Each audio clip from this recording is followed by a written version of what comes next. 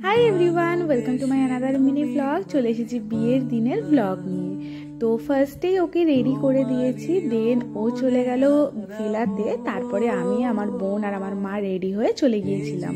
তো গিয়ে দেখি যে ও শ্বশুর বাড়ি থেকে ওকে আশীর্বাদ করতে চলে এসেছে। এখানেও শ্বশুর মশাই এবং আরও আদার্স গুরুজনেরা সবাই ওকে আশীর্বাদ করছিল। তো আমরা দাঁড়িয়েছিলাম, তারপরে ভাবলাম যে যাই একটু নিচ থেকে ঘুরে আসি।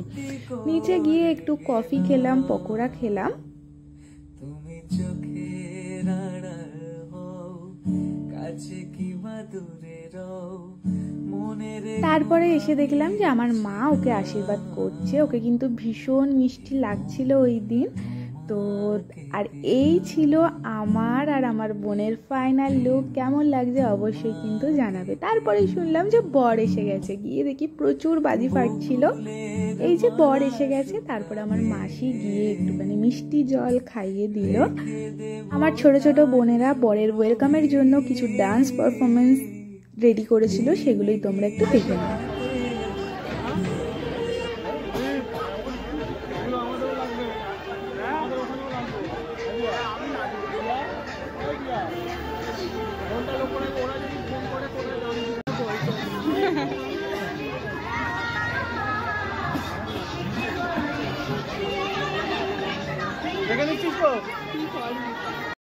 তারপরেই বরের বরণ শুরু হলো। আর বরণে কিন্তু কিছু ফানি ফানি নিয়ম কানুনও আছে। দেখো এখানে বরকে ধাক্কা মারা, আর পাশে কিন্তু ওর দুটো বন্ধু একদম বডিগার্ডের মতো দাঁড়িয়েছিল। তারপরে আর কি বউকে নিয়ে আসা হলো, শুরু হলো শুভ দৃষ্টি, মালা বদল। মরণেও তোমারই হব,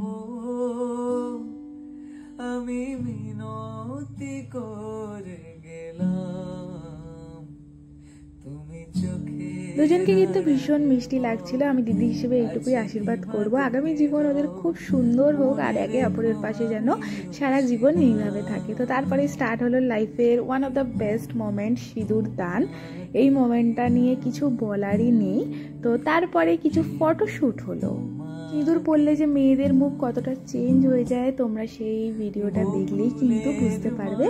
তো খাওয়া দাওয়া করে আমরা বাসরাতে ভীষণ মজা করেছি। তো ভিডিওটা যদি ভালো লাগে একটা লাইক করে দিও এবং চ্যানেলটিকে সাবস্ক্রাইব করে দিও। যদি ফেসবুক থেকে দেখে থাকো তাহলে পেজটিকে প্লিজ ফলো করে দিও। নেক্সট ডে ব্লগ আসছে খুব তাড়াতাড়ি। টাটা।